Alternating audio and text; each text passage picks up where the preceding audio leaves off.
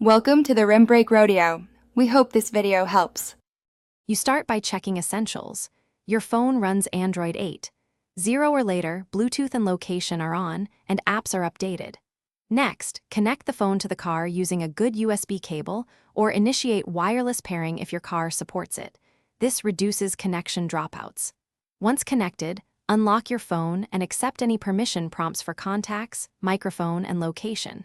Make sure Android Auto launches on the car display. Then choose your audio and navigation defaults, so the system knows how you prefer directions and media. Once Android Auto is running, you configure key settings.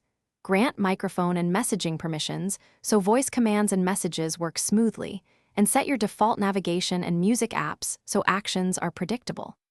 In the Android Auto app on your phone, customize notification visibility and tile layout. This organizes frequently used apps for quick access. Practice a few voice commands for navigation and playback, and make sure steering wheel controls map correctly. This reduces manual handling and keeps you focused on the road. To finish, run a full test.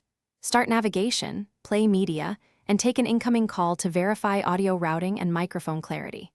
If the connection drops or apps won't load, first disconnect and reconnect the USB cable, then reboot both the phone and head unit. A certified cable often fixes flaky USB links. If problems continue, clear the Android Auto cache and ensure both phone OS and car firmware are updated. One key troubleshooting tip: swap to a different cable before deep diagnostics. Most issues trace back to poor cables. Thanks for watching. Consider subscribing if we helped you.